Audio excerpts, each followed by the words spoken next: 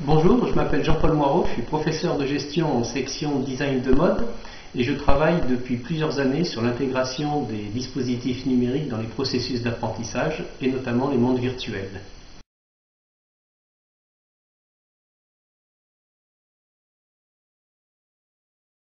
La question est complexe. Alors qu'est-ce qu'un monde virtuel? Un monde virtuel, c'est un système informatique qui va permettre à des personnes de se rencontrer dans un lieu immersif, un lieu qui est un espace géographique numérique dans lequel évoluent des personnages que l'on appelle des avatars. Alors un avatar, qu'est-ce que c'est? Ça remonte à la religion hindoue et de Vishnu, c'est la troisième réincarnation de Vishnu. Voilà, Avatarash en indien. Nous, on ne peut pas associer monde virtuel et Second Life. Second Life, c'est probablement le monde virtuel le plus important, mais il existe une grande quantité d'autres mondes virtuels.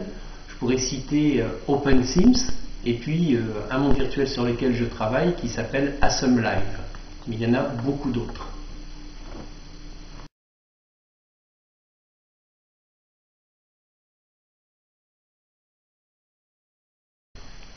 Alors, les caractéristiques des mondes virtuels, c'est ce que je vous disais, c'est à la fois un environnement numérique et ensuite un ensemble de pratiques entre des individus. Voilà comment on pourrait dire rapidement quelles sont les caractéristiques des mondes virtuels.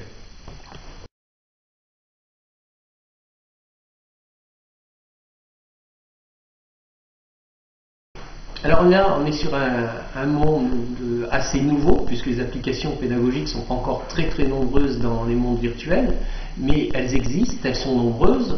On peut faire des cours classiques avec un enseignant, avec des élèves, et puis on peut organiser une grande quantité de conférences de façon distante, synchrone.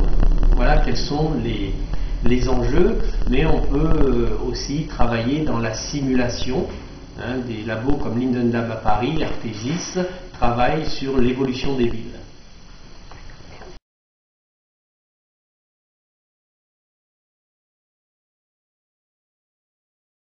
Alors moi je n'enseigne pas les langues, mais les langues sont présentes parce que j'invite des designers du monde entier qui peuvent être en Inde, qui peuvent être en Chine. Alors majoritairement j'utilise le français, mais ponctuellement, je peux faire intervenir des personnes qui s'expriment dans une autre langue, notamment le français, l'anglais, et l'italien.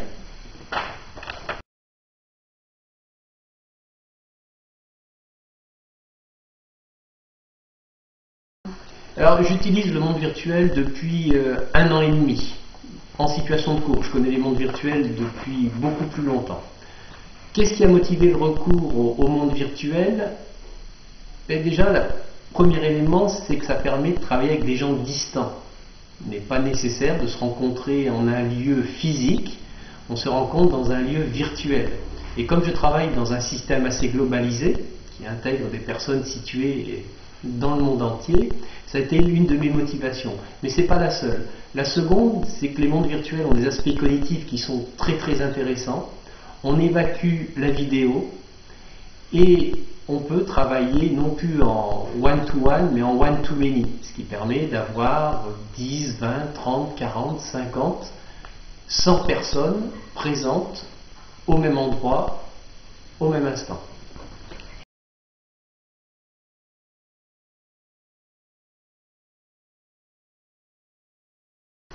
Alors dans mon cours, je l'intègre pour l'instant de façon unique, c'est-à-dire pas pendant les cours, mais après les cours. J'organise des conférences le soir, une fois par mois, en général de 20h30 à 23h, et ça permet à mes étudiants de rencontrer des designers et avoir une projection future de leur vie professionnelle.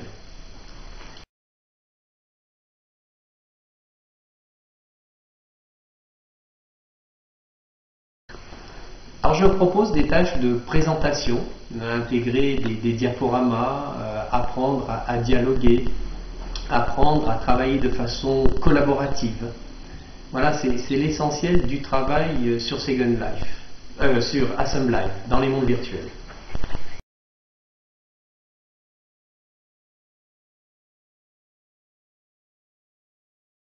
Alors le monde virtuel est organisé pour Assemble Live de façon extrêmement simple, mais là c'est sa qualité. On a une salle d'accueil et un amphithéâtre. Ça c'est le premier point. Pour ce qui est de la gestion, c'est la grande question. Dans un cours classique, on a son groupe d'étudiants et l'enseignant, et ça suffit. Dans les mondes virtuels, on est petit à petit, lorsque ça se complexifie, amené à parcelliser les tâches. C'est-à-dire une personne qui s'occupe de la technique, une personne qui s'occupe de la captation vidéo, une personne qui intervient et une personne qui s'occupe du chat. Donc le monde virtuel modifie la posture du métier d'enseignant et modifie la posture du métier d'apprenant.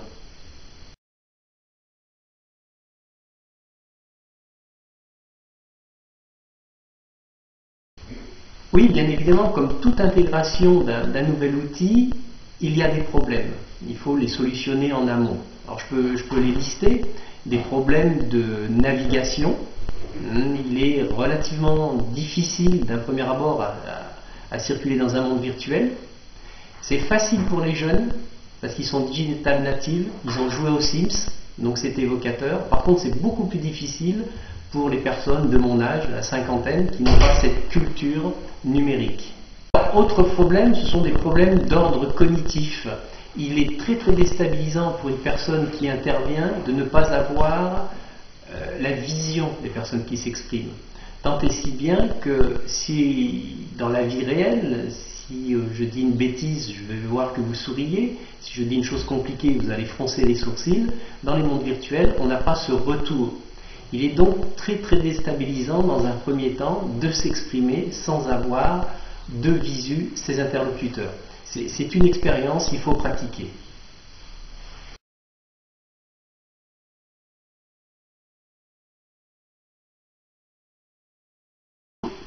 Alors les avantages sont nombreux puisqu'elles permettent de faire éclater les murs de la classe. On peut enseigner hors la classe avec une grande quantité de personnes. Ça c'est un avantage certain, pouvoir travailler dans et hors la classe. Ça c'est l'avantage pour l'enseignant.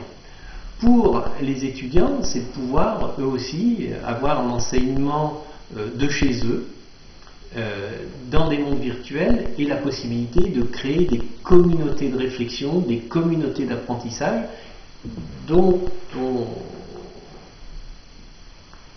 avec lesquelles on peut travailler en dehors d'un lieu bien identifié géographique. Ça, c'est un avantage certain.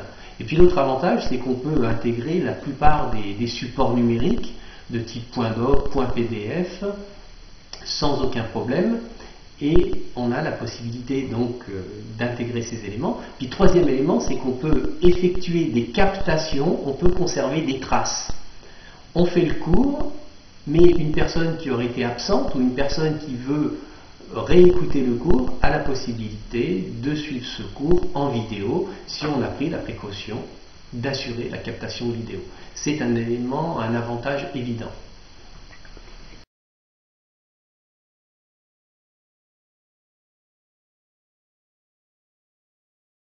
Alors s'il y a des avantages, il y a effectivement des inconvénients. Je crois que l'inconvénient de taille, c'est l'inconvénient technologique. Il est nécessaire d'avoir une bonne connexion Internet, d'avoir un appareillage informatique suffisamment important pour qu'on puisse aller dans les mondes virtuels. Alors si on prend Second Life par exemple, il est nécessaire d'avoir chargé un logiciel qui est relativement important. Une petite connexion de type G3 ou Wi-Fi possible empêche absolument d'entrer dans les mondes virtuels. Donc c'est l'inconvénient majeur, c'est la capacité à disposer d'un outillage conséquent.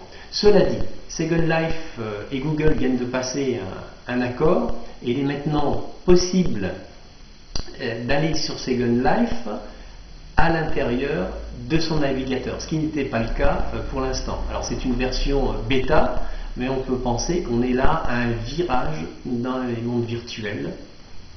Ce sont les Japonais, me semble-t-il, qui ont développé ce système.